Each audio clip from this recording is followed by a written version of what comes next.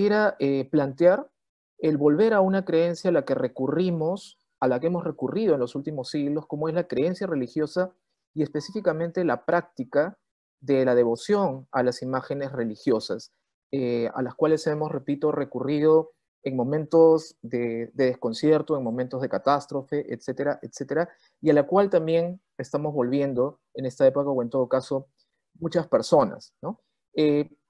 Un primer punto que nos parece, o me parece interesante para la investigación sobre estas creencias, es que durante mucho tiempo se les ha solido despachar rápidamente como una forma de religiosidad, entre comillas, ¿no? Ni siquiera religión, que se debe a la ignorancia, a una fe poco madura, y usualmente se la intenta explicar en términos de qué función cumplen socialmente, ¿no? De integración social, de consuelo, de control ideológico, etcétera. Quisiera proponer más bien una investigación, que es la que sigo y participo con otras personas, que es darle espacio a lo que tienen que decir las personas que realizan estas prácticas respecto al sentido que encuentran en ellas. Entonces, no tanto para qué les sirve la creencia a la sociedad o lo que podríamos atribuir, sino con qué sentido son vividas estas experiencias. Y desde ese punto de vista, inmediatamente encontramos que las creencias no se tratan, en este caso, de la creencia en lo que es un objeto, ¿no? ¿Qué representa? ¿No? ¿Qué características tiene este objeto? Sino que más bien las imágenes religiosas, como señala Hans Belting, despliegan momentos y lugares asociados a prácticas compartidas en comunidades. Esto parece un poco obvio porque cuando vamos a una experiencia de este tipo nos encontramos con otras personas en lugares y fechas específicos, pero la cuestión es que la densidad de sentido en la que se dan estas experiencias nos devuelve a cuál ha sido su génesis. Y la génesis de estas experiencias no es, en primer lugar, como decíamos hace un momento, un aprendizaje cognitivo, es decir, te voy a explicar en qué consiste la imagen religiosa, nuestro santo patrón, nuestra santa patrona, la Virgen, la cruz, etcétera, sino que más bien tienen que ver con un aprendizaje, en primer lugar, afectivo, valorativo, corporal, en el contacto con las personas que cuando he sido niño o niña me han acogido en la comunidad. Desde este punto de vista, ¿no? Las creencias son, en primer lugar, una práctica, ¿no? Y una práctica a la que posteriormente podemos someter a un escrutinio, preguntándonos el porqué, la causa, la función, los efectos. Me parece que esto puede ser relevante cuando, si me permiten, sí, cuando, por ejemplo, consideramos este caso que me ha tocado a mí ver en estos días, ¿no? Esta es una imagen de la Virgen que está a la entrada de la sala de quimioterapias del Hospital Rebagliati. Bueno, esa anterior imagen está desde hace mucho tiempo, esta imagen desde hace poco, de la visita de un obispo auxiliar de Lima llevando la hostia consagrada del Santísimo Sacramento, y como pueden ver ustedes, profesionales de la salud, en una actitud respetuosa y de adoración frente a esta presencia de lo sagrado. Y entonces, el punto que quisiera destacar es que, así como en nuestros primeros aprendizajes, donde estas creencias que podemos llamar fundamentales son en primer lugar prácticas que involucran nuestro cuerpo y por tanto nuestros afectos y la posibilidad de valoraciones antes que conocimientos, son también a ellas a las que recurrimos en momentos donde el mundo pierde ese sentido, cuya consistencia viene justamente de esta génesis, de estas prácticas fundamentales. Entonces, me parece que la pregunta de en qué podemos creer, ¿no? Tras este escenario de crisis, ¿no? De salud, nos tendría que remitir a cómo es que estas experiencias están reconfigurando nuestra experiencia del espacio en el que estamos, ¿no? En estos momentos no podemos ir, o las personas devotas no se pueden desplazar a los santuarios, a las iglesias, de los momentos también, ¿no? Los momentos en los que uno puede ir a misa o la fiesta de tal santo, de tal señor, ¿no? Por ejemplo, en esta siguiente imagen de la fiesta del Señor de Coyoriti, que ha sido cancelada en este año, ¿no? Y también de la compañía. Entonces, hoy día, los medios de comunicación audiovisuales y con más precisión los digitales, por ejemplo, los teléfonos móviles, son ocasión de encuentros para orar, para adorar, o como antes esta imagen la he tomado de alguien que tomó una foto del Señor de Coyoriti en la peregrinación y la envía luego a su familia, ¿no? Esto nos habla de la plasticidad de estas creencias, ¿no? O sea, yo puedo participar no porque estoy presencialmente, digamos, sino porque un familiar está ahí, toma una foto y me la envía en ese mismo instante y de alguna manera me hago parte de esta presencia.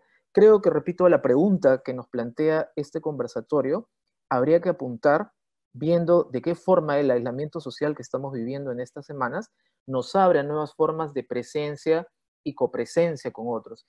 Que si estas creencias fundamentales fueron aquellas que nos permitieron aprender a percibir el mundo, a valorarlo, ¿no? A reconocer espacios más significativos que otros, lo que estamos viviendo en este momento nos debería invitar a una investigación mucho más profunda de cómo nos estamos ubicando ahora en estos lugares, momentos, compañías, ¿no? Y en esta idea de estos profesionales de la salud que vimos hace un momento, que trabajan duramente, hasta diríamos se sacrifican, pero que su experiencia religiosa o estas creencias no son necesariamente algo aparte, un compartimiento aparte de lo que están viviendo, sino que se articulan, ¿no? En esta esperanza, en esta forma de dar sentido a lo que estamos viviendo, ¿no? Entonces, eso era más o menos lo que les quería presentar y proponer como una línea de preguntas para responder a la pregunta que nos convoca esta tarde. Gracias. Aquí tenemos al profesor Mario, nuevamente. Nuevamente, bueno, nuestro agradecimiento a todos los participantes. Somos 70 en este grupo y en ese sentido nos parece muy interesante saber el interés que hay en estos temas sobre la espiritualidad y las creencias precisamente en este contexto. Continuamos con nuestra primera ronda y ahora le damos paso a la profesora Sandra Pinasco. ¿Qué tal? ¿Cómo están? Estaba reiniciando el audio.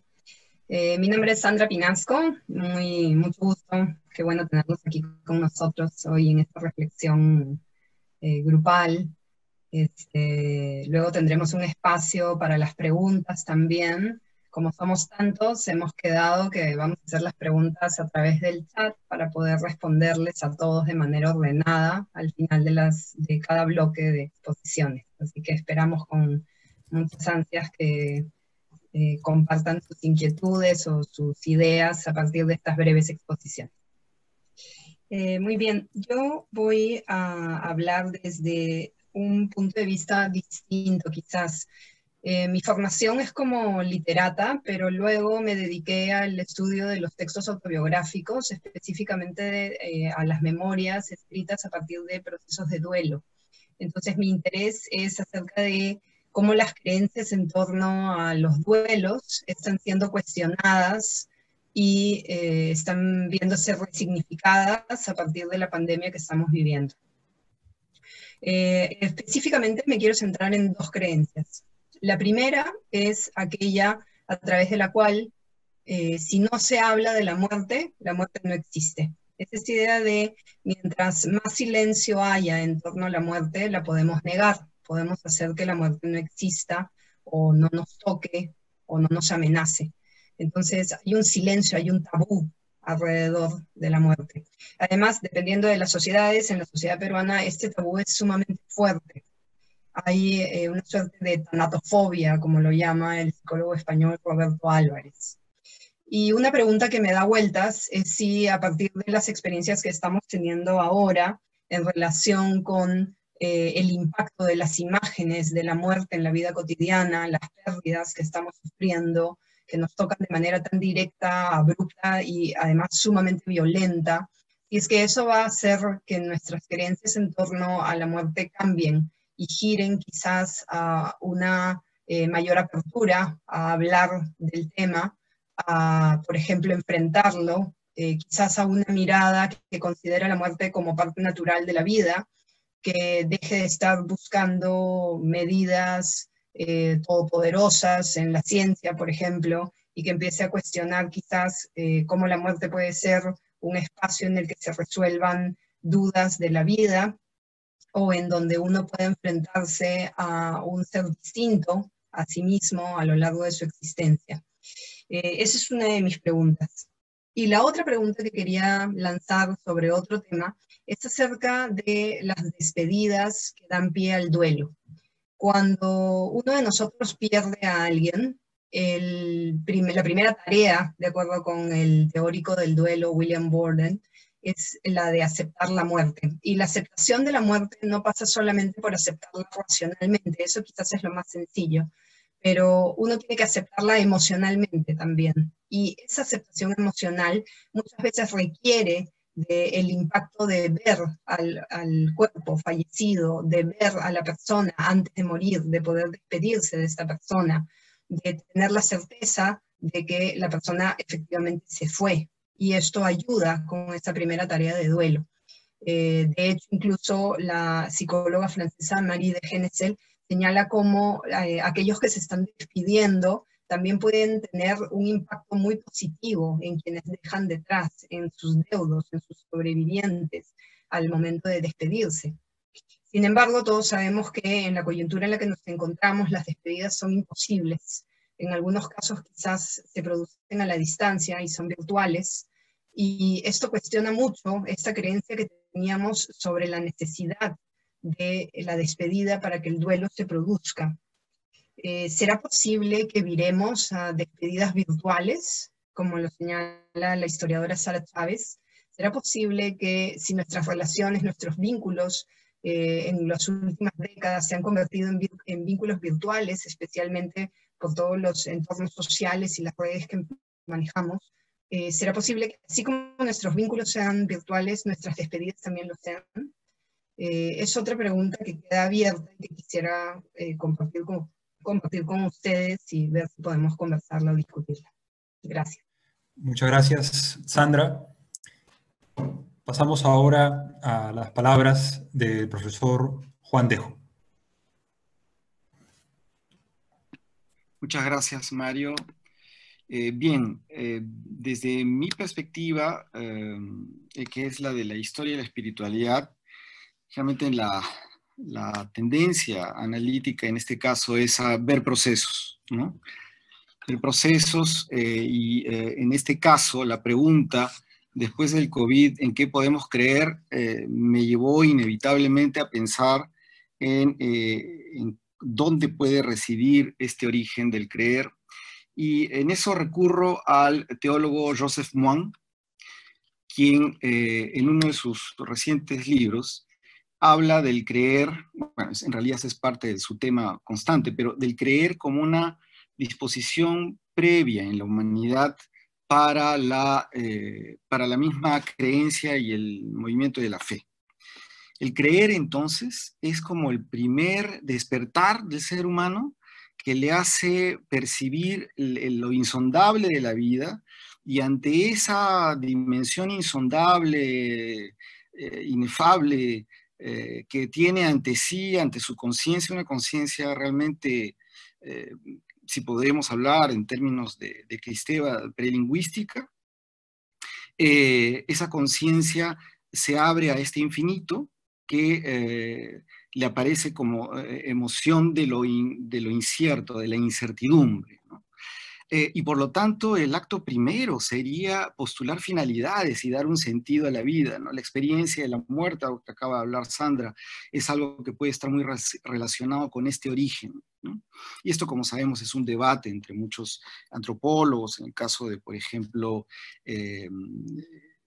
René Girard, la conciencia más bien emerge en un momento de violencia ante el espectáculo de la muerte, finalmente, ¿no? Pero eso no quita el hecho de la incertidumbre como digamos, como acto primero que impele a la naturaleza humana a este acto de creer, dar sentido y, dice Moine además, buscar la salvación, salvarse. Ya luego eso va a evolucionar, obviamente, en la interpretación ya propiamente teológica, pero me parece en esta parte antropológica que es la base de lo que quiero compartir con ustedes.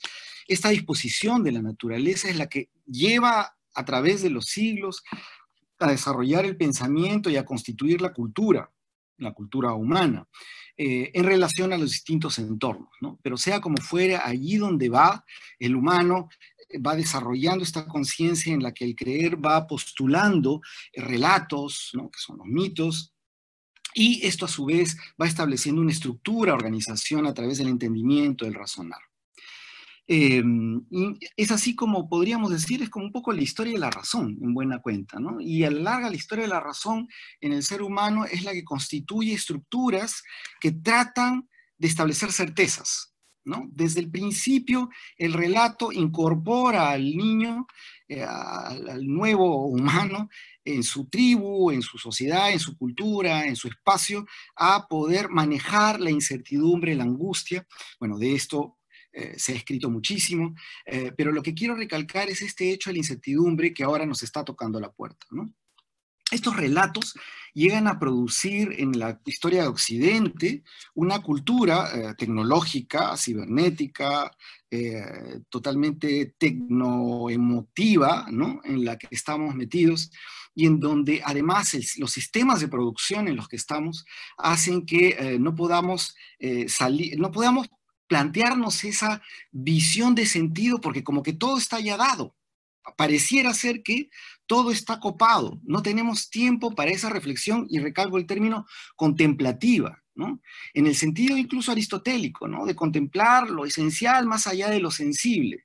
Ya no lo hacemos, ¿no? Entonces estamos sumidos en la fisicalidad, en la temporalidad, y terminamos creyendo en los medios por los que vivimos rodeados y no en fines.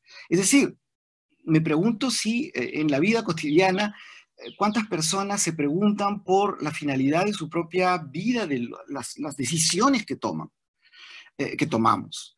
Y terminamos confundidos por los medios, por la precariedad en algunos casos, porque eso no es cuestión de que unas personas quieran ser superficiales.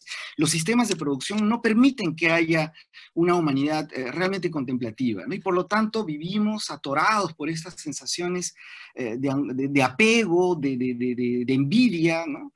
De competencia. Entonces, en ese sistema todo esto se ha caído. De alguna manera tenemos una posibilidad de ver que todo eso es muy frágil. Y en esta fragilidad retorna en nosotros esta especie de escena primaria en la humanidad, ¿no? Que es esta sensación agobiante, angustiosa, ansiosa de la incertidumbre, ¿no? Y ahí viene mi idea de compartir con ustedes, ¿en qué podemos entonces creer? Pues precisamente, yo diría, aunque suene un poco de humor negro, pero aprovechemos la situación. Es decir, no, una situación de crisis, como ya entendían el concepto de los griegos, el problema es un obstáculo que se puede remontar, ¿no? Que está hecho para eso. Es a su vez ese momento que ya teológicamente llamamos el kairos, ¿no? La oportunidad, una oportunidad de no creer que la incertidumbre tiene la última palabra, no creer que aceptar la temporalidad implica una derrota. Algo de eso decía Sander respecto de la aceptación, ¿no? Aceptar la incertidumbre es algo que me pregunto si no es la tarea de toda una vida, ¿no? Pero en ese sentido sería bueno que podamos constituir relatos propios de vida, al menos, ¿no? Eso que se llama ahora en las prácticas, a veces catequetis, el proyecto de vida, ¿no? ¿A dónde voy y a qué? ¿No? Pero también creer en el sentido de ser de la humanidad, en tanto que el sentido de la humanidad reposa en este hecho consciente biológico, de que es un logro colectivo, que no hay otra manera, no hay otra manera, tenemos que ser solidarios. La solidaridad no es solamente una virtud, es una necesidad. Por último, creerme constituidor, elaborador, constructor de sentidos, ¿no? Creer realmente, o sea, en el fondo la pregunta suele sonar retórico, ¿no? Pero ¿en qué podemos creer? En que podemos creer, en que sí es posible creer, pero tenemos que desasirnos de estos montajes sobre los que estamos montados. Y por último, yo creo que los relatos que estamos viviendo en estos días son relatos de amor, de solidaridad, de precisamente toda esta profundidad existencial que da sentido a la vida a través de todas estas personas que van dejando su vida ayudando a tantas personas en el planeta en estos momentos, sobre todo el personal de salud, ¿no? Relatos de amor y relatos de contemplación que nos hagan ir un poco más allá de esta superficie que hoy en día parece derrumbarse. Gracias. Muchas gracias, Juan. Y terminamos así la primera ronda de este conversatorio. Hemos escuchado al profesor Víctor Casayo, a la profesora Sandra Pinasco y finalmente al profesor Juan Dejo. Tenemos el chat para que ustedes escuchen, para que ustedes escriban las preguntas solo les pedimos que escriban el nombre del profesor a quien quieren dirigir su pregunta. Hemos recibido solamente un comentario. El comentario de Osvaldo Fierro lo voy a leer para compartirlo. Dice: la contemplación en acción y la acción en contemplación, en donde se descubre y rebuscare la razón de ser y no ser en medio de la zozobra de la pandemia, que nos llena de temores y angustias, que revela la fragilidad y limitación del ser humano. Simplemente reconocer que nada somos, y en ese reconocer está el consuelo de creer para romper la limitación de nuestro ser limitado. Tenemos una primera pregunta de Alelí, dirigida a Sandra Pinasco. Dice: por favor, si pudiera repetir los apellidos de los teóricos del duelo que mencionó. Esto para Sandra. Sí, claro, Alelí. De hecho, te los puedo escribir en el chat para todos, si es que a alguien le interesa. William Borden es un teórico del duelo, es un clásico en realidad, tiene un manual de teorías sobre duelo y de terapia de duelo específicamente. Y luego el otro es Roberto Álvarez, que es más actual. Él es un psicólogo español que recientemente ha tenido intervenciones a raíz de la pandemia.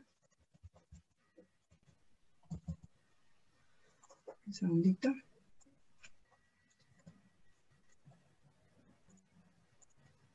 Y esos dos son, los que son sobre el duelo son ellos. Los otros más bien hablaban de las despedidas o del el tratamiento con personas que están ya desahuciadas y el proceso de despedida de sus familias, ¿no? Muchas gracias, Sandra. Voy a dar lectura a las otras preguntas. Santiago hace una pregunta para todos. Dice: hay un cambio del lugar en las praxis religiosas, las cuales han tenido un proceso de retorno a lo doméstico. En cuanto al yo, este se ha visto confrontado con su autorreferencia y ha visto necesario volver a los otros yoes para afrontar tanto el aislamiento, supongo, como la nueva normalidad. Voy a pasar a la pregunta también de Juan Miguel Espinosa y luego pasamos a las respuestas. Juan Miguel Espinosa dice lo siguiente: ¿consideran los ponentes que están emergiendo nuevos relatos para trascender esta incertidumbre y articularla como sentido?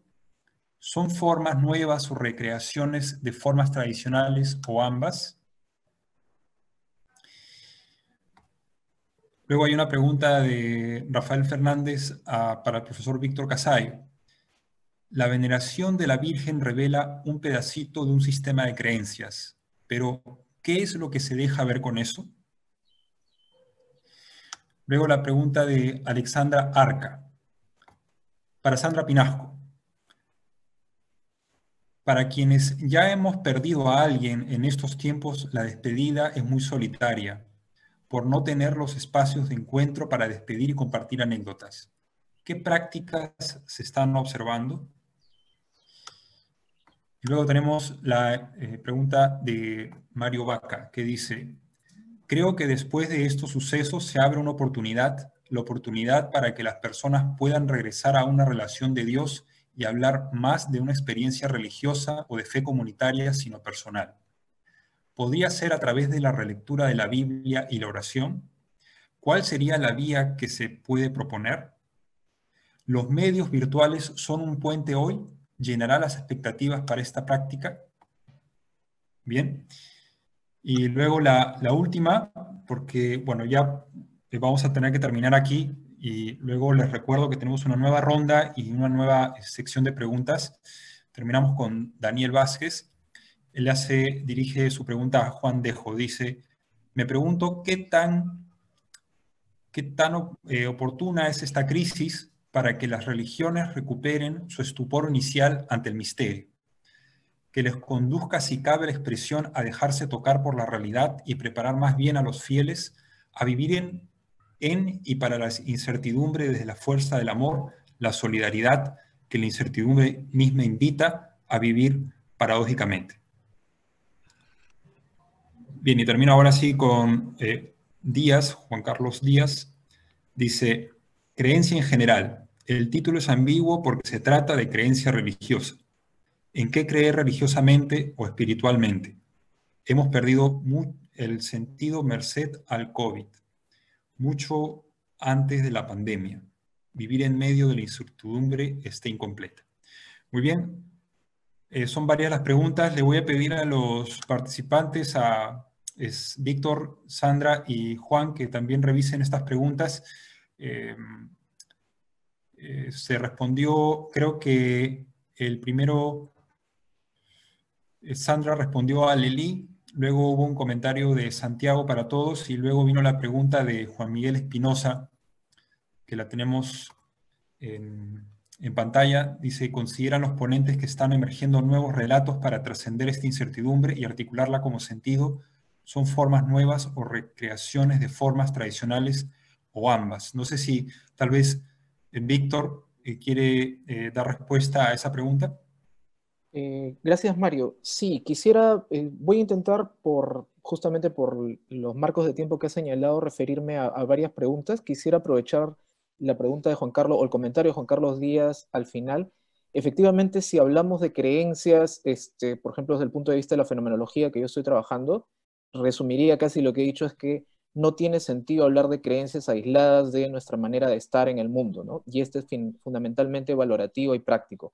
Pero como eso es demasiado general, justamente el concepto de mundo de la vida en Husserl y en otros, creo que cuando uno se plantea esta pregunta aquí en el Perú, no puede dejar de pensar en este fenómeno al que hemos aludido bastantes, que son las creencias religiosas. Estoy de acuerdo que se le podría quitar ese adjetivo, porque además es sumamente variado, como se da. Por eso yo he preferido hablar de creencias fundamentales, ¿no? Comentaban la posibilidad de que esta situación esté abriendo nuevos relatos. Yo me atrevería a decir que, como ha sucedido siempre a lo largo de la historia, sobre todo en épocas de crisis, más bien, no solo nuevos relatos, sino nuevas formas de relatar, nuevas formas de narrar no solamente lo que sucede, sino narrarnos a nosotros mismos, a nosotras mismas, como hablábamos hace unos días en un evento sobre análisis del discurso, ¿no?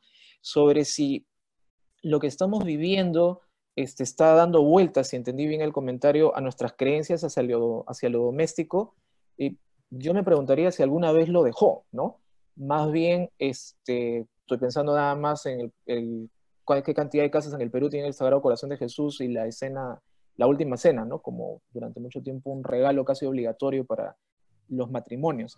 Más bien me hace pensar en cómo lo público, ¿no? En lo que en términos además políticos es tan importante para vivir en una sociedad democrática y plural, la debilidad del espacio público nuestro, cómo se puede estar reconfigurando aquí, ¿no? Y no me dio tiempo para comentar, pero cómo esto que estamos viviendo ahora tiene una relación directa con nuestra participación política o nuestra falta de participación o exigencia en la política. A la pregunta de Rafael, para terminar, a propósito de esto que puede revelar un análisis un poco más profundo y desarrollado de lo que puede ser la creencia en la Virgen, no las ideas, sino esta práctica de creencias, creo que revela justamente la manera como percibimos y valoramos el mundo. Es percibimos y valoramos al otro, percibimos y valoramos las situaciones de corrupción que estamos viendo ahora, si nos indignan, si simplemente nos lamentamos, si es una mezcla de ambos. Pero quisiera retomar para terminar algo que decía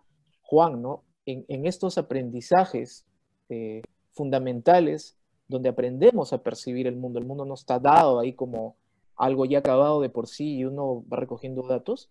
Esto se da como una experiencia de apertura a lo infinito, a lo que vamos conmensurando justamente a través de estas prácticas, ¿no? Entonces yo creo que ahí también, si bien se revela sobre todo nuestra manera de estar juntos, juntas en el mundo, también se revela esta apertura que podemos tener a esto inabarcable, ¿no? Por ahí iría. Sí, yo querría agregar algo, Mario, si se puede, a lo que acaba de decir Víctor. respecto a la pregunta última, precisamente, no, aquí Juan Carlos dice que el tema podría ser la creencia religiosa, pero no, o sea, la investigación que hace o la que anota Víctor apunta quizá a eso, ¿no? En el sentido de que aterriza en ese tema, pero yo creo que sigue siendo pertinente el tema de la creencia previa a lo religioso, aunque lo religioso la haya puesto históricamente en curso, diríamos, ¿no? Pero, y de otro lado, otra cosa que mencionas en tu pregunta, ¿no? Que las crisis anteriores, por supuesto, pero ojo, una cosa es la crisis de sentido, la caída de los relatos, la posmodernidad, etcétera, etcétera, que ya tiene pues como tal, como conciencia, qué sé yo, desde los años 20, ¿no? Desde Husserl en adelante ya la cosa se va como cayendo a pedacitos. Pero ese no es el punto es que la gente sienta y viva la experiencia de la incertidumbre, no desde la razón solamente, sino que la viva internamente. Entonces yo creo que aquí hay un colectivo humano a nivel global que tiene ante sí la desestructuración de creencias, y pueden ser creencias incluso científicas, porque es decir, yo creo en la ciencia, creo, qué sé yo, en todas las fórmulas y formas de inteligibilidad que da la ciencia al mundo, pero el científico mismo se da cuenta que ese conocimiento, digamos, ¿qué seguridad le da? ¿Qué le otorga? ¿No? A no ser que tenga subyacente a él o con ese discurso una configuración de sentido.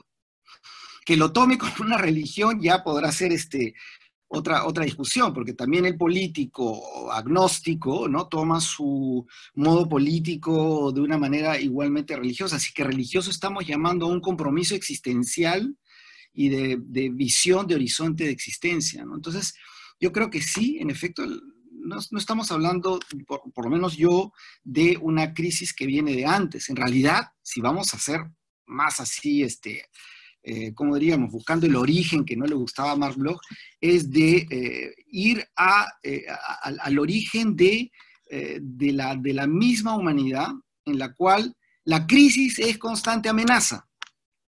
La crisis es constante amenaza. Y también existen relatos tradicionales, diríamos, que nos hacen recordar que todo es temporal. Por ejemplo, los apocalipsis. Los libros del apocalipsis hebreos no son libros que están relatando un mundo que va a venir. O sea, no están haciendo esto que la cultura masiva, popular hoy en día adscribe a Nostradamus y el conocimiento más bien folclórico en el buen sentido de la palabra, ¿no? De tradiciones populares, sino que aquí lo que tenemos son estos relatos que desde la sabiduría profunda del pueblo, el hebreo, coloca en metáfora, en símbolos muy complejos, la desestructuración de los mundos que organizamos los seres humanos. Y que tenemos que tener conciencia de esa vanidad, todo es vanidad, ¿no? Del Eclesiastés. Entonces, yo creo que aquí estamos ante ¿cómo diríamos? Un desvelamiento de la conciencia humana de la fragilidad que es atávica en nosotros y que le estamos tapando y la tapamos toda nuestra vida. Por eso decía, es una constitución de certezas, así como la historia, en ese sentido, ¿no? Yo también voy a contestar la pregunta de Alexandra. Sí, Alexandra, es verdad. O sea, para aquellos de nosotros que ya hemos perdido a alguien, precisamente estamos en lo que Juan está llamando ahora es incertidumbre. Estamos en ese momento en el que tenemos que enfrentar la incertidumbre y además muchos y muchas solos o solas, porque debido a la cuarentena en la que nos encontramos, no tenemos el apoyo social, comunitario, grupal, familiar, que nos permite tener un círculo con el cual podamos compartir, como bien dices, anécdotas y recuerdos y despedirnos. En realidad, lo que propone, por ejemplo, Roberto Álvarez frente al duelo en estas circunstancias, muchas veces solitario y a distancia, es precisamente que pase por el recuerdo, que pase por el recuerdo de los momentos vividos, los momentos gratos, por todo lo que podamos guardar de la persona que ya no está con nosotros, Y también está la idea de mantener vivo ese recuerdo a través de todos los medios que tenemos y establecer contactos y vínculos usando los medios tecnológicos que nos brinda pues no sé, el Zoom o las videollamadas, o tratar siempre de establecer contacto con los otros que también duelen, porque no somos solo nosotros los que perdemos a alguien, sino somos varios los que estamos alrededor de la persona que nos ha dejado. Esto quiere decir que hay otros que también duelen, hay otros que también sufren, y por lo tanto, ese duelo puede ser un duelo compartido.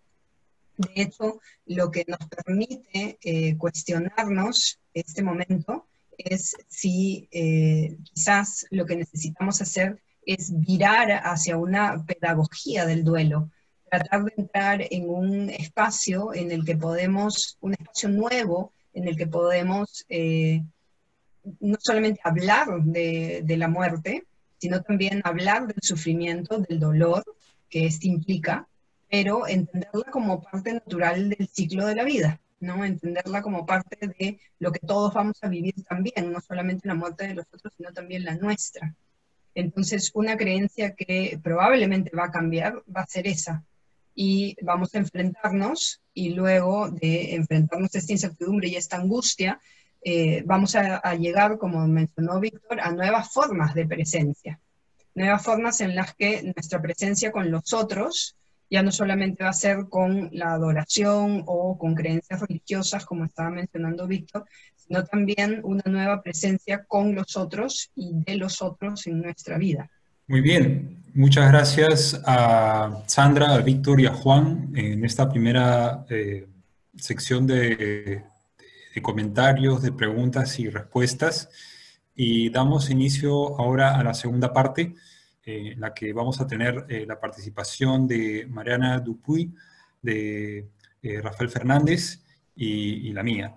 Comenzamos ahora entonces con Mariana Dupuy. Buenas noches a todos, gracias por estar acá con nosotros.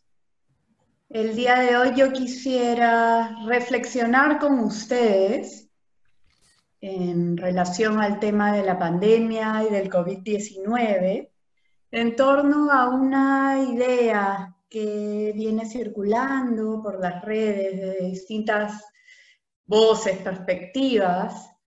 Es una idea que refleja también un deseo, en realidad, y es la idea de no queremos volver a la normalidad pre-pandemia, porque esta normalidad es el problema, y para muchos incluso la causa directa a esta crisis de salud global que estamos viviendo, ¿no? Entonces, ¿qué es esta normalidad prepandemia? ¿No? Se refiere básicamente al sistema capitalista globalizado que se ha ido fortaleciendo y consolidando en las últimas décadas, sobre todo desde los años 70, ¿no? Y que es un sistema que genera y que promueve una serie de problemas, condiciones de vida, que han sido señaladas, criticadas, pensadas desde distintos puntos de vista, desde distintas perspectivas, por filósofos, por científicos, ¿no? Incluso economistas, ecologistas, y también por grupos civiles organizados, ¿no? Como los movimientos feministas, los movimientos ecologistas. Entonces, ¿cuáles son estos problemas que señalan estas distintas voces críticas, ¿no? Por un lado está la sobreproducción y la sobreexplotación de recursos naturales, ¿no? Que ha generado esta serie de problemas ecológicos que todos conocemos muy bien, ¿no? El cambio climático, la deforestación, etcétera, etcétera. Y su contraparte con una conducta de consumismo compulsivo o hiperconsumo por parte de los individuos, ¿no? a un nivel más psicológico o ético. Este sistema promueve la estructuración o la construcción psicológica de personalidades muy narcisistas, individualistas, orientadas hacia el éxito personal, el éxito además entendido como acumulación de riqueza, ¿no? Un sistema que promueve la ambición desmedida, la competencia con el otro, ¿no? Y justamente deja de lado valores como la solidaridad, la compasión, la importancia de crear comunidad y de sentirnos parte de una comunidad humana de la cual también extraemos el sentido personal de nuestra vida, ¿no? El sentido de vida no es solamente algo individual que uno tiene que buscar, sino es en relación a la comunidad, ¿no? Entonces, todos estos valores más relacionados con la comunidad, la solidaridad, la relación con el otro, quedan bastante relegados frente a estos otros valores como la ambición, el éxito, el culto a la imagen personal, la acumulación de riqueza. Entonces, toda esta serie de creencias, ¿no?, que constituye el sistema capitalista globalizado, para muchas personas son las que terminan generando que este sistema se consolide como una forma de vida inamovible que finalmente termina causando todos estos problemas que he mencionado e incluso podría ser la causa oculta de esta pandemia, ¿no? Entonces, para algunos filósofos como Barardi, filósofo italiano, esta pausa que nos da la pandemia, ¿no?, esta cuarentena global, es la primera vez que el mundo globalizado se ve obligado a parar en bloque, ¿no?, en muchísimas partes del mundo. Podría representar una oportunidad para que nos cuestionemos no solamente ya estos grupos aislados o individuos aislados, sino más colectivamente, que si realmente queremos seguir viviendo de esta manera, en este tipo de sistema, con estas formas de vida, con estos valores, con estas formas económicas, ¿no?, con estas formas de trabajo también. Y luego que nos abramos a la posibilidad de pensar alternativas, de siquiera imaginar alternativas distintas de vida, ¿no?, de vida, de generar comunidad, de generar economía, de generar trabajo. Porque es parte de esta crítica que se hace también al sistema capitalista globalizado, que no deja espacio para el pensamiento y para la imaginación, ¿no? Entonces esta pausa, esta crisis, que además nos pone frente a la cara cuáles son las consecuencias directas que podría tener si seguimos a este ritmo, ¿no?, con la destrucción del planeta y todos los daños ecológicos que venimos causando, ¿no? Entonces, cuestionarnos y atrevernos a pensar, imaginar alternativas a este sistema capitalista globalizado, ¿no? Entonces, acá mi pregunta o mi invitación sería, en realidad, ¿qué tanto nos atrevemos a creer y a crear formas distintas de vida, ¿no?, formas distintas de comunidad, formas distintas de relacionarnos, y y pensar, ¿no? Fuera de lo que ya hemos normalizado, ¿no? Hecho normal, en el sistema capitalista globalizado, ¿no? Y eso sería la reflexión que quiero dejarles a ustedes. Buenas noches, muchas gracias. Muchas gracias, Mariana. Bueno, vemos que hay más intervenciones, hay más preguntas, y les recordamos a los participantes que pueden seguir escribiendo, y hacia el final de esta segunda ronda volveremos sobre sus consultas para responderlas nosotros aquí desde el grupo Laboratorio de Creencias.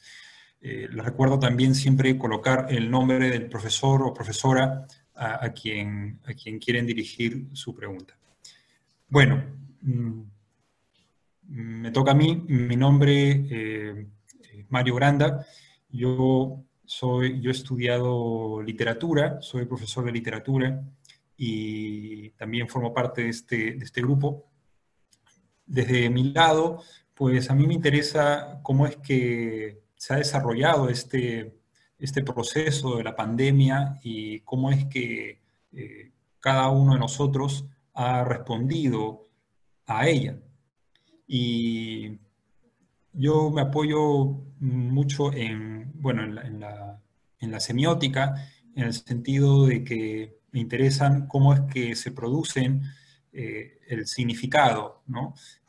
Respecto de las creencias, respecto de las religiones, ¿no? Un poco como lo que decía antes el profesor Víctor Casallo y también la profesora Sandra Pinasco, ¿no? Creo que todos estamos preguntándonos sobre cómo es que se crea el significado sobre esta crisis en que vivimos, ¿no?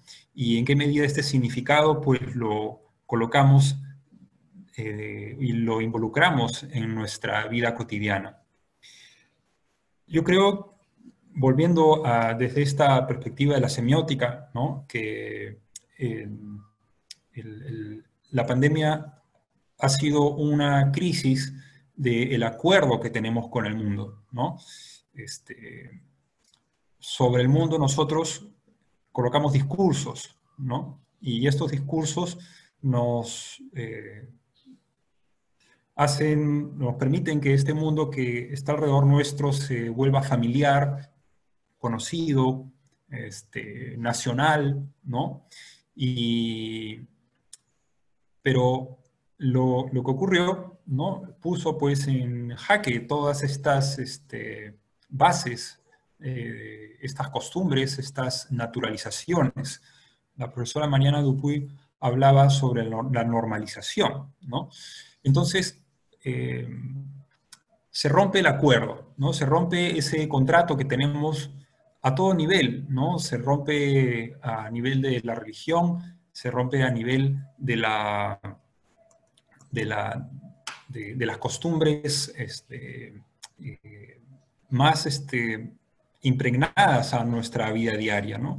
Yo el día de hoy he leído un artículo que recuerdo fue uno de los primeros aspectos que recuerdo en toda esta pandemia, y es una perspectiva de género muy interesante que creo que se ha olvidado, es el beso de las mujeres a los hombres, ¿no? Y cómo es que las mujeres se sienten obligadas, ¿no? a dar este beso de saludo, al menos en nuestra región, en el Perú y en la región hispanoamericana. Y claro, esto puede ser algo de repente muy secundario, ¿no? Pero creo que revela, al menos para las mujeres, el impacto que tiene esto, ¿no? O sea, el nivel de cercanía que ha tenido todo este acontecimiento sobre nuestras prácticas diarias. Y claro, de repente para nosotros los hombres eso no significa mucho, pero a lo que quiero llegar es cómo es que son diferentes los niveles en los que esto se está produciendo, y definitivamente muchos más, ¿no?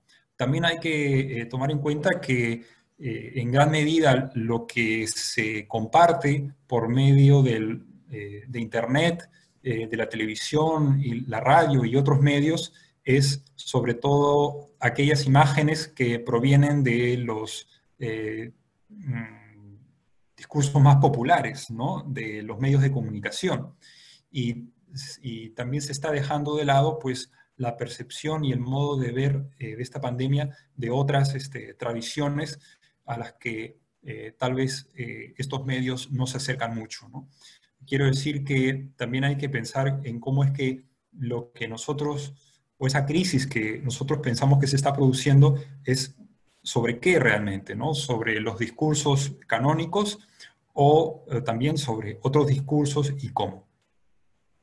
Pues bien, hemos hablado del desacuerdo, ¿no? De ese gran desacuerdo que se produce, y lo que le sigue sería una búsqueda de acuerdo, ¿no? Una especie de nuevo contrato con la realidad. Y es aquí que a mí me interesa, como les comentaba en esta narrativa de la pandemia, cómo es que luego surge una etapa, ¿no? Casi inmediata, por supuesto, de tratar de conjurar, ¿no? De codificar esta pandemia a través de metáforas e imágenes que provienen de diferentes tradiciones. Por ejemplo, para darle la solemnidad y el peso histórico a lo que estaba sucediendo, muchos líderes europeos compararon la pandemia con la Segunda Guerra Mundial, ¿no? En relación al número de muertes que esto podía producir y también a la crisis económica, ¿no? El presidente Martín Vizcarra, en uno de sus discursos hace unas semanas, comparó la crisis con la guerra con Chile, ¿no? El acontecimiento, uno de los acontecimientos más significativos en la historia de nuestro país, ¿no? Y al que desde hace mucho tiempo no se recurría como referente para dar una explicación. Entonces, tenemos referentes de la historia, tenemos referentes de la naturaleza. Se comparó, y hasta ahora a veces se compara la pandemia con un terremoto, ¿no? Con un tsunami, ¿no? Con un huracán, ¿no? En los países caribeños. Luego también hay comparaciones más domésticas, ¿no? Se dice que esto es como una maratón, ¿no? Muy larga, una carrera de resistencia. Y la más popular ha sido la de comparar la pandemia con una guerra, ¿no? En el sentido de que todos debemos elaborar una estrategia a nivel social para poder resolverlo. Entonces, todos estos ejemplos que estoy comentando, que son metáforas, tienen un nivel práctico, tienen también un nivel ideológico y responden a una necesidad por, como les decía, hacer un nuevo contrato, ¿no? Entonces, yo creo que después de estas dos primeras etapas, la del desacuerdo, el acuerdo, y ya pasados los 60 días, porque creo que también es importante tenerlo en cuenta, 60 días que ya nos permiten dar de alguna manera una nueva perspectiva sobre lo que está pasando, yo creo que ya estamos en un momento como para discutir seriamente y desde perspectivas más concretas y realistas toda esta situación. También ahora hay muchos que necesitan salir fuera de la casa para trabajar, no nos podemos quedar más en casa, y eso también crea en nosotros una nueva manera de comprender el problema, ¿no? Entonces, yo creo que este es el mejor momento para volver a las preguntas iniciales y a volver a sobre temas que me parecen ¿no? Que todos debemos volver a discutir, que son dos básicamente, son el de la naturaleza y el cuerpo, ¿no? Que son temas amplios, pero creo que si bien todavía nos falta mucho y todavía falta resolver esta pandemia, yo creo que, por ejemplo, en el caso de la naturaleza, yo diría que el hecho de que sea la pandemia un efecto, ¿no?, de el modo como es que el hombre se relaciona con su realidad, con su entorno, hace que tengamos que volver a poner nuestro foco de atención en el modo como es que estamos nosotros comprendiendo este mundo. Y es por eso que yo, después de hablar de las metáforas y todo esto, yo creo que nos encontramos en un momento muy importante para lo que es la ciencia, ¿no? Estamos nosotros reconfigurando nuestra relación con la realidad, reconfigurando nuestra relación con las creencias y finalmente tratando de buscar nuevos caminos para resolver y entender, que es lo más importante, esta situación. Yo creo que si de algo nos debemos, o algo nos debemos todos, es tratar de comprender lo que está sucediendo, y por eso creo que tenemos que hacer una revisión de estos, como decía,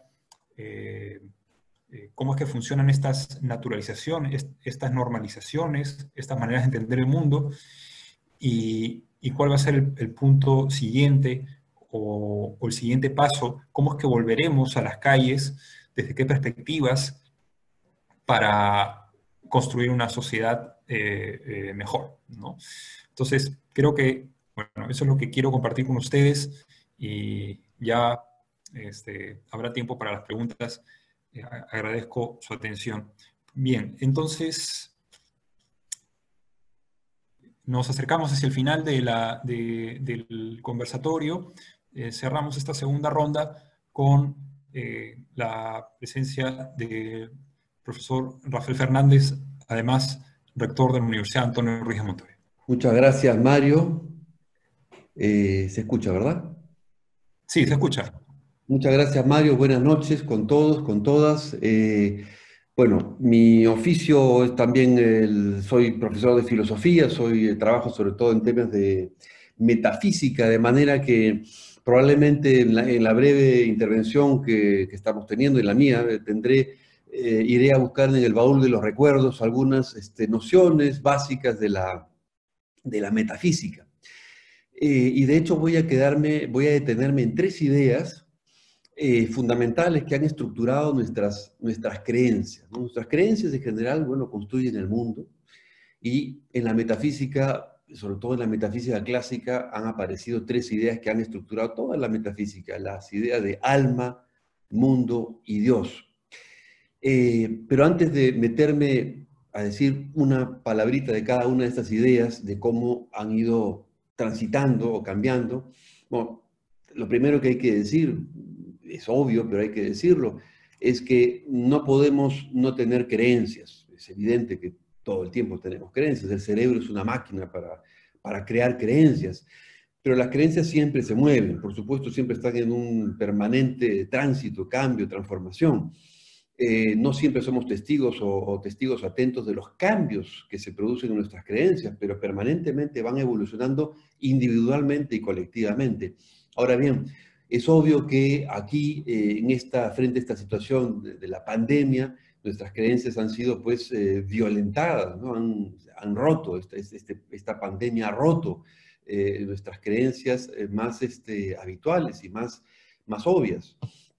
Y a ese respecto, como introducción, me ha venido a la cabeza en estos días Kierkegaard, un filósofo más bien existencialista, que insistía en la necesidad de pasar, ¿no?, transitar de la cristiandad del cristianismo a la cristiandad. Poco importan los términos, lo interesante es que ese tránsito, para Kierkegaard, se hace volviendo a un salto al vacío, un salto mortale, decía él, utilizando una figura circense, un salto mortale que significa, bueno, cierto abandono, saltar, no sabemos dónde, pero saltar. Entonces, esta idea de salto mortal evidentemente retoma varias de las cosas que ya hemos venido diciendo. La primera, la intervención de Juan, que la expresaba conceptualmente en el término de incertidumbre, y que de manera metafórica Kierkegaard la expresa hablando del salto mortale. Lo cierto es que salto mortal al cual están sometidas nuestras ideas, nuestras creencias más asentadas, está suponiendo varias transformaciones, y en concreto me detengo en 3 ideas, alma, mundo y Dios, como 3 ideas que se han visto bien sacudidas. Dios, habitualmente, en la mayor parte de los universos de creencias, Dios es todopoderoso, todo omnisciente. Y es evidente que podemos seguir apelando a Dios, pero Dios se muestra en este caso claramente a través de la vulnerabilidad. No hay cosa más clara de Dios en este tiempo y en este contexto que su vulnerabilidad y su silencio. Pero al mismo tiempo uno podría preguntarse si no es a través de la vulnerabilidad o gracias a la vulnerabilidad que Dios también se hace más gratuito. No es obligatorio, no es un salvavidas, no es un mago, y quizás esta vulnerabilidad de Dios, porque aparentemente no puede resolver las cosas que tampoco nosotros podemos resolver, no lo sanciona en su divinidad, no afecta vamos a decirlo así, su esencia, no la afecta. Sí afecta algo que es importante para nosotros, se hace vulnerable. Pero repito, no por eso deja de ser gratuito, o por lo menos me lo planteo como pregunta. ¿Acaso no se hace más gratuito? En segundo lugar, respecto del mundo, el mundo se ha hecho, bueno, inmundo, ¿no? Es decir, salimos con cuidado, andamos con cuidado, es decir, la certeza que nos daba el mundo, este mundo de certezas en el cual podíamos circular sin mayor problema, nos obliga a una suerte, nos obliga a preguntarnos permanentemente por lo que pasa, por lo que puede pasar. El mundo se ha convertido en algo pequeño, pero sucio, es inmundo y nos contamina o nos puede contaminar. Y diría entonces que esta idea de mundo también tiene que transitar y tiene que transformarse también, o en todo caso parece que está transformándose.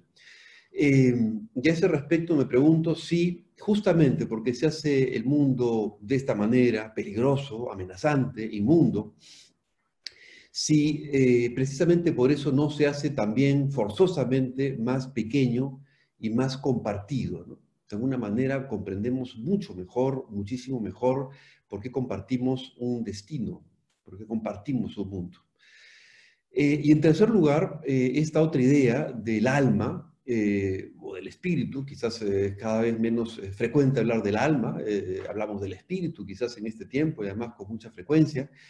El espíritu se encuentra asediado. Cada uno de nosotros se encuentra en esa posición de asedio. Asedio en latín se dice obsesio, ¿no? Obses, mejor dicho. Por lo tanto, la palabra obsesión precisamente describe mejor que nada que estamos en una posición o en estado de sitio. Estamos asediados. Y en esa condición de asedio, como que hemos perdido, hemos hipotecado, se ha hipotecado nuestra libertad, nuestra capacidad de agencia libre en el mundo, de agencia tranquila en el mundo. Y sin embargo, esta posición de asedio no creo que nos quite todo tampoco.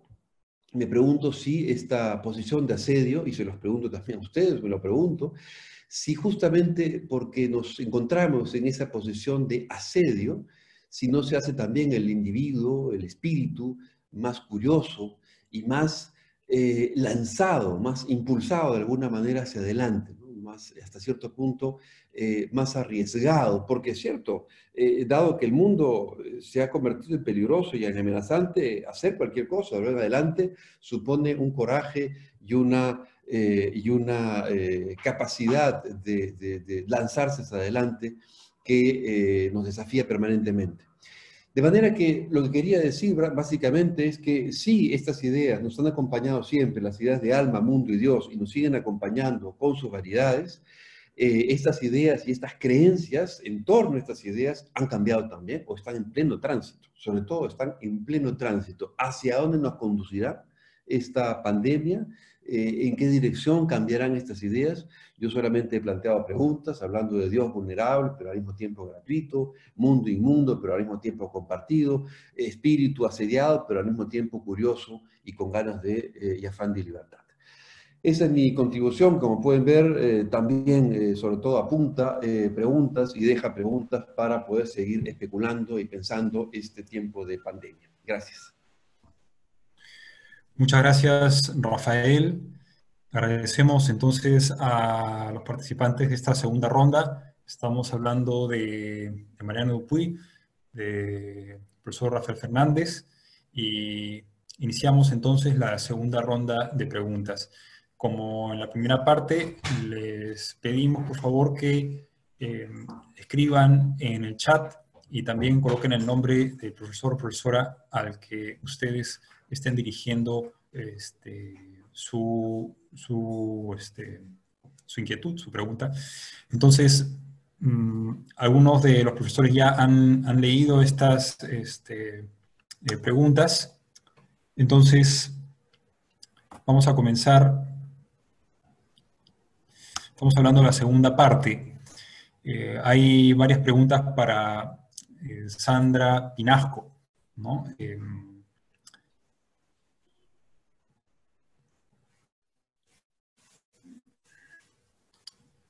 A ver, Sandra, hay una pregunta de Sofía Chacaltana, no sé si ya la has revisado, pero de repente la puedes responder. Yo le respondí, Mario. Yo le respondí a Sofía ahí mismo en el chat para ya poder pasar al siguiente bloque. De acuerdo, de acuerdo. Bien. Luego tenemos una intervención de Jenny Mori.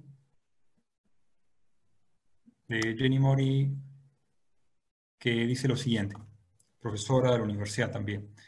Dice, ¿se trata después del COVID en qué creer o el COVID como oportunidad para repensar en qué hemos creído muchas veces por inercia? La realidad puede en todo caso convertirse en oportunidad para releer nuestras creencias, nuestra concepción de la vida y la muerte y nuestra manera de estar en el mundo.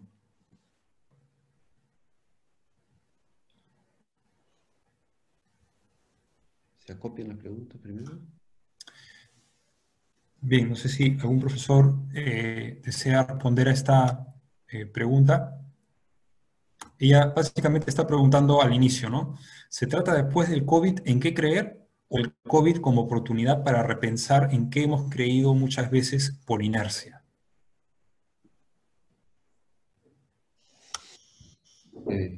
Es una pregunta abierta para cualquiera de los 6, ¿verdad? Esta pregunta. Sí, sí, siempre le pedimos que coloquen el nombre, pero esta es una pregunta abierta. Hay preguntas que son abiertas. Yo, en fin, así, a mí se me ocurren un par de cosas, pero no sé si soy el más indicado para responder. Sí, yo creo que es una oportunidad tanto para cuestionarnos, para repensar las formas en que hemos estado viviendo, para pensar la forma en que nos hemos estado relacionando, el tipo de sistema en el que hemos estado viviendo y también cuánto lo hemos asumido como inevitable, ¿no? Sin ya buscar cambio, buscar transformación, buscar alternativas. Entonces sí, es una pausa que nos permite repensar, cuestionarnos y también, yo creo, ya empezar a proyectarnos e imaginar las alternativas posibles. Las dos cosas. En esa misma línea me permito añadir una palabra nada más, diciendo que en efecto la situación de coronavirus obliga a ser reflexivos, ¿no? Nos devuelve sobre nosotros mismos. Espero que no una espiral mordiéndonos la cola, sino más bien una espiral reflexiva que encuentre modos de salir al paso de situaciones que son totalmente novedosas. Pero evidentemente estamos, yo creo que lo dije de alguna manera también al inicio, en una reconsideración o reconstrucción de las creencias, que no se quedará como resultado al final, por cierto. Muchas gracias, Rafael. Hay dos preguntas para Mariana. Voy a leer. Dice, la normalidad antes del COVID era una anormalidad. En tanto se nos vendía la idea, en tanto más consumimos, más oportunidades tenemos de ser felices. Sin embargo, no se resaltaba la persona y su relación con las personas. ¿Qué propuestas intrépidas para una sociedad integrada con una economía sensata? Y más adelante, Juan Miguel Espinosa pregunta, ¿esta pausa, entre comillas, de la pandemia es oportunidad para sanar el narcisismo tan marcado en la subjetividad actual? ¿Cómo enfrentar este tema que alimenta tantos de los problemas del capitalismo globalizado? Entonces, la primera pregunta, bueno, ya se están generando comunidades alternativas que intentan ser autosostenibles, ¿no? Que generan sus propios alimentos, cultivan y digamos, comen de lo que cultivan y producen, ¿no? Viven en comunidades, incluso acá hay una en Lunahuaná, me parece que ya funciona de esta manera.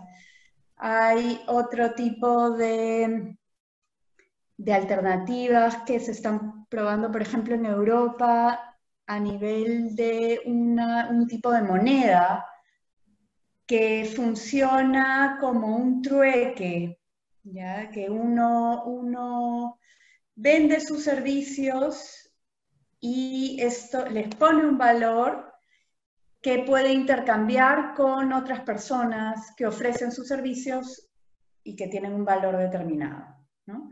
Esto a nivel ya efectivamente de economías alternativas, ¿no? Que es algo que falta pensarse, estructurarse, pero ya también hay economistas totalmente preparados, entrenados como economistas profesionales que cuestionan todo el sistema del capitalismo y el neoliberalismo del libre mercado en todas sus deficiencias ya a nivel básicamente económico. Entonces, yo creo que sí hay mucho que pensar y que crear en ese sentido. Pero que yo personalmente pienso que el cambio más importante para generar estas formas alternativas tiene que darse a nivel de la conciencia también individual, ¿no? Que nos atrevamos individualmente a creer y a pensar en que podemos vivir de maneras distintas, priorizando nuestras relaciones con los otros, pensando en formas de organizar nuestro trabajo, ¿no? Sin que pongamos todo nuestro valor personal en cuánto producimos, ¿no? En que tomemos conciencia de las cosas que son importantes para nosotros. Entonces, mucho de lo que puede surgir como alternativa creo que va a venir de este cambio de conciencia que cada individuo tiene que hacer para sumar un cambio más colectivo, ¿no? Entonces, estas son simplemente algunas ideas de cómo podrían surgir alternativas a lo que hemos vivido como sistema capitalista globalizado e inevitable, ¿no? Muchas gracias, Mariana. Desde mi lado voy a responder a dos preguntas, una de Mario Vaca y Juan Carlos Díaz. Agradezco las preguntas. Primero, Juan Carlos Díaz pregunta, ¿no?, sobre el tema del cuerpo, ¿no? En tanto que fueron los aspectos que mencioné hacia el final. Había mencionado la naturaleza y el cuerpo como los temas centrales en esta discusión, y yo quería un poco, bueno, retomar eso para decir que cuando hablo de naturaleza me refiero también a la realidad, ¿no? A cómo es que estamos comprendiendo el desenvolvimiento de todos esos acontecimientos, ¿no? Eso por un lado. Y obviamente, claro, también también la naturaleza como naturaleza propiamente dicha, que es el punto de partida de toda existencia en este mundo. Y por otro lado, en cuanto al cuerpo, para mí es el otro, de hecho es el elemento que nos relaciona con la naturaleza, ¿no? Es el elemento vivo de nuestra existencia y que debemos proteger, ¿no? Entonces, Juan Carlos, tú me comentas que acaso no debe ser la conciencia lo que debe ser más importante, pero yo creo que esa conciencia no se puede formar sin el cuerpo. Y algo más que, bueno, me permito ahora extender, eh, es que cuando hablaba del cuerpo, o cuando hablo del cuerpo, también quiero decir que en estos momentos el cuerpo está pasando por un periodo ¿no? de restricción muy grande, ¿no? A través de estos protocolos, a través de las costumbres sanitarias y muchos otros imperativos que provienen de diferentes instancias. No digo que estoy en contra de esos imperativos, pero solamente quiero señalar cómo es que en este momento el cuerpo está pasando por ese proceso y que no debemos dejar el cuerpo ahí, ¿no? Debemos tenerlo presente y también tenerlo presente en su relación con la historia, ¿no?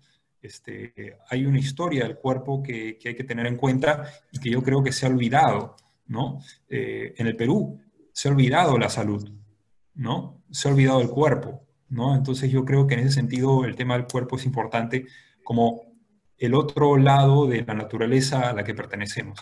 Y en cuanto a Mario Vaca, él hacía una consulta, dice, son tiempos de reestructurar nuestras formas de responder a la crisis, esos nuevos caminos que usted propone, más que hablar de la sociedad en general, las familias peruanas. ¿Cómo deberían realizar este proceso? ¿Cómo reinterpretaremos la fe y las relaciones emocionales en el hogar? Pues me parece también muy importante. En estos momentos las familias están pasando por un proceso también, podríamos decir en términos espaciales, de concentración familiar, ¿no? Se está densificando la relación familiar y hay que, pues, mm, y al mismo tiempo hay que darle perspectiva, hay que darle aire, ¿no? Yo creo que si se habla de la familia, yo creo que hay que, digo yo, así como propuesta, pero en términos muy generales, tratar de mantener tanto al individuo, o sea, la noción de individuo como la noción de familia, comunidad, ¿no? Yo creo que ese tránsito hay que tratar de buscar espacios libres dentro del hogar para que el individuo también se desenvuelva, ¿no? Porque así como hay momentos de encuentro y de comunión y de solidaridad muy importantes en todos estos procesos de salud, yo creo que también el individuo dentro del hogar tiene que buscar su propio momento de meditación y de diálogo consigo mismo, porque tiene que seguir madurando como todos nosotros, tiene que seguir creciendo. Y, y si, y si solo lo mantenemos bajo esta vigilancia, ¿no? En la que de alguna manera estamos todos, no le vamos a permitir crecer. Esa es mi opinión respecto a esa pregunta del hogar que se ha hecho o que ha hecho el señor Vaca. Bueno, hay más intervenciones. Hay 3 para, 4 para Rafael. No sé si las has leído, Rafael, o quieres que las lea. Las he leído, creo que para no tomar la palabra solamente, yo podría responder, hay 3 que conciernen el tema de la vulnerabilidad, de la vulnerabilidad de Dios y la vulnerabilidad en general. Quizás quisiera tocar esas 3 juntas para agradeciendo las preguntas de Sofía, de Jenny y de Marco Flores al respecto. Bueno, cierto, yo creo que estamos frente a un paradigma de un Dios que se muestra en su vulnerabilidad, y a mí me parece que es sumamente enriquecedor esto como una novedad en el horizonte. De hecho, toda la historia de Occidente, y no soy el único que lo dice, los filósofos lo dicen, lo dijo Nietzsche, lo dijo Heidegger, lo dice Foucault, entre otros tantos, ha sido la historia del poder. La historia del poder que somete, la historia del poder que divide, la historia del poder en fin, todo lo que podemos decir. Heidegger, de hecho, entiende que toda la metafísica ha sido la historia del poder también, ha sido la historia, y la historia del poder a través de ¿qué? De sus instrumentos. Y sus instrumentos fundamentales son la técnica. La técnica es uno de los instrumentos de poder a través de los cuales se maneja el mundo, se construye, deconstruye, se manipula, se hace lo que se quiere con el mundo, con los demás, etc. Donde el otro no es otro, ni el tú es tú, sino que son un objeto más. Es decir, esta visión técnica es la visión a través de la cual convertimos cualquier otro en objeto del cual se pueden enumerar las características como cualquier cosa. Y el otro instrumento a través del cual se logra este ejercicio del poder es el humanismo, pero humanismo entendido a la heideggeriana, ¿no? Es decir, el humanismo en el cual el ser humano se pone a sí mismo como centro de la historia y como centro de todo, ¿no? Y por supuesto deja de lado tantas otras cosas que hoy en día comprendemos mejor, como la naturaleza, el mundo, en fin, todo lo que hemos leído últimamente o recientemente. Entonces, creo que cuando uno se acerca a una visión de un Dios que se muestra vulnerable, yo creo que todo es ganancia. Porque, de hecho, en adelante, Dios deja de ser, voy a decir una cosa que va en contra de la metafísica tradicional, pero Dios deja de ser necesario. Hemos estado siempre habituados a la comprensión de un Dios necesario, con lo cual convertimos también en Dios, en parte de aquello que dominamos a través de la técnica o que lo usamos según nuestra comodidad. A través de su vulnerabilidad, Dios ingresa y se muestra como gratis, como gratuito. Ahora, ciertamente entonces, bueno, creo que habría mucho que decir, mucho más que decir. He respondido más o menos, decía Marco, si esto no profundiza la sensación de ausencia de Dios.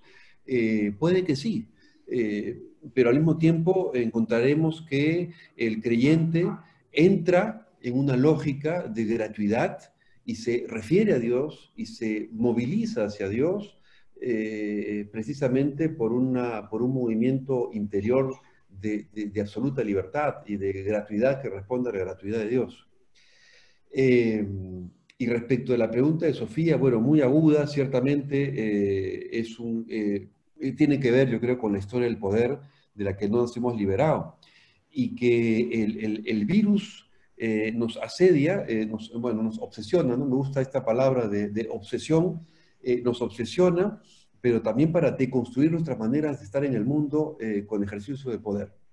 En este sentido, creo que no haríamos nada mal en recuperar esta idea tan potente de Maestro Eckhart del deshacimiento, que se describe como no saber, no poder, y no tener, ¿no? Esta trilogía que precisamente tiene que ver con la libertad interior. La libertad interior se forja precisamente liberándose de tres verbos y de tres acciones en las cuales el sujeto quiere ganar, y el sujeto tiene todas las de ganar y siempre quiere ganar. Entonces, esta pandemia entra en el corazón de varias de nuestras creencias para ponerlas en revisión u obligarnos a ponerlas en revisión. Bueno, eso entonces diría brevemente en todo caso respecto de la vulnerabilidad. Y solamente una cuestión más respecto de la pregunta de Juan Carlos. Muchas gracias también por la pregunta. Es cierto, la leo porque dice, sobre la introducción que hice, dice, esto vale también para quienes pensamos en una no vuelta a la normalidad y vale para quien alienta esa normalidad, es decir, menos derechos laborales, convivencia legítima, con distanciamiento, teletrabajo, etc. Creo que, en efecto, hay por una parte, el cerebro humano lanza como salvavidas, ¿no? Lanza creencias como salvavidas también, y una de esas estratagemas del cerebro consiste, sospecho, en lanzar esta idea por la cual la nueva normalidad se avecina, ¿no? Es decir, el concepto mismo nos tranquiliza, ¿no? Nueva normalidad, ya sabemos a dónde vamos. No sabemos a dónde vamos, pero ya sabemos a dónde vamos conceptualmente. Nueva normalidad. Y esa nueva normalidad, en el fondo, se convierte en la mejor estratagema para decirnos que podemos estar en paz, podemos estar tranquilos, ¿no? Se calma la ansiedad y la angustia, porque ya sabemos de alguna manera, repito, no sabemos a dónde vamos, pero ya sabemos de alguna manera que vamos hacia esa nueva normalidad. Y esa nueva normalidad, por supuesto, está por definirse, está por hacerse y se está haciendo en el día a día y con estos ensayos y errores con los que vamos probando todos, ¿verdad? Eso. Gracias, Mario. Muchas gracias, Rafael. Y de esta manera cerramos este conversatorio del Grupo de Investigación Laboratorio de Creencias. Hemos tenido la participación del profesor Víctor Casayo, de Juan Dejo, de Sandra Pinasco, de Mariana Dupuy, de Rafael Fernández y de quien les habla, Mario Granda. Nos ha entusiasmado mucho y nos llena de contento haber tenido tanta participación. Hemos llegado a 70 participantes y compartir estas inquietudes y estos avances en cada una de nuestras líneas, desde la literatura, la teología, la filosofía, la psicología, el psicoanálisis, nos motiva mucho y estas preguntas también que comparte con nosotros también lo hacen. Entonces, los invitamos a un nuevo encuentro, no tenemos fecha, pero agradecemos nuevamente y les damos pues nuestras buenas noches. Gracias a los participantes, gracias a Rafael, a Juan, a Víctor, a Mariana, a Sandra y hasta una próxima oportunidad. Gracias. Gracias. Gracias, buenas noches. Buenas noches. Gracias, buenas noches.